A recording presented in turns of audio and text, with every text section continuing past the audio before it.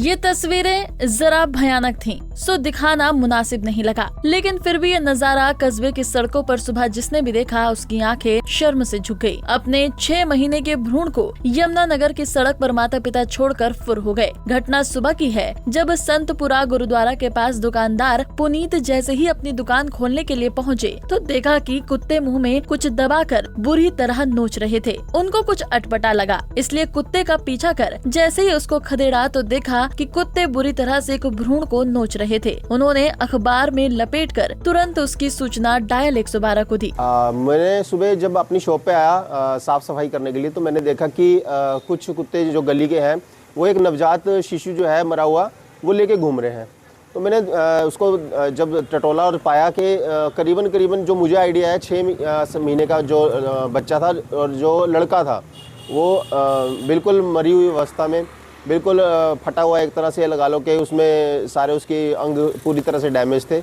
मुझे यहाँ खंबे के पास पड़ा हुआ मिला, जिसको फिर मैंने अपना एक अखबार में लपेट के अपने पास रखा और 112 पे कॉल की और पुलिस जो थी वो करीबन 10 मिनट में आ गई और अपने साथ उस बच्चे को, नवजात जो था मरा हुआ, अपने साथ सिविल हॉस्पिटल ले गई है। लड़का था या लड़का था जी वो।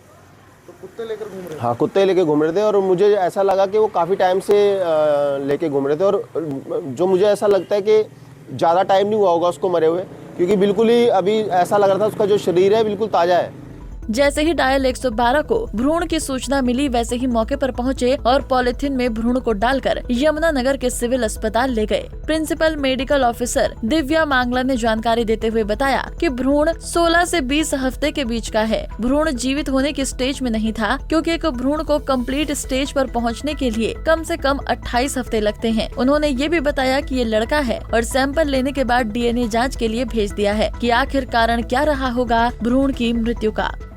ये अभी हमारे जो डॉक्टर जनेश स्पेशलिस्ट हैं उन्होंने उसको पूरी तरह से निरीक्षण करके ये बताया है कि इसकी कुल लंबाई भ्रूण की 23 सेंटीमीटर है, जो कि 4 या 5 महीने के बराबर का मतलब भ्रूण है। ये फुल टर्म इसको नहीं कह सकते, हफ्तों में अगर बताएं तो ये 16 से 20 हफ्तों के बीच का है। तो ये अभी मतलब वायबिलिटी या जीवित होने की स्टेज पे नहीं पहुंचा था। अगर ये थोड़ा और ज़्यादा समय का हो जाता, जैसे कि 28 हफ्ते या 7 महीने का पूरा होता, तो इसको हम वायबल कह सकते थे। तो ये अभी वायबल नहीं था। इसकी कुल लेंथ के हिसाब से ये मुश्किल से 16 या 20 हफ्ते के बीच का भ्रूण है। और ये थोड़ा सा इसके बच्चे का जो भ्रूण मिला है उसके स्कैल्प, जो सिर का जो ऊपर का मांस होता है वो वहाँ पर नहीं है, वहाँ से हटा हुआ है। और इसका सैंपल हम सिर्फ DNA के लिए भेजेंगे ताकि थोड़ा सा पता रहे अभी किससे मैच करना है क्या नहीं, पर अभी हम इसका सैंपल DNA के लिए भेजेंगे।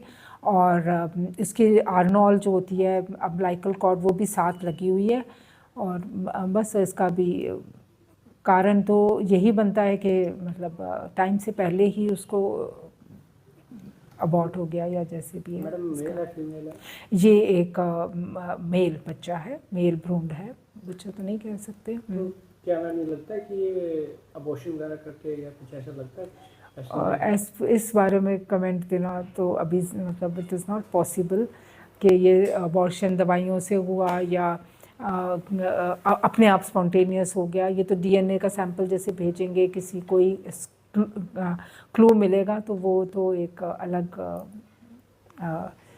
इन्वेस्टिगेशन का विषय बन जाता है। हम इस पे अभी तो नहीं कमेंट कर सकते। रिपोर्ट कब आती है मैम?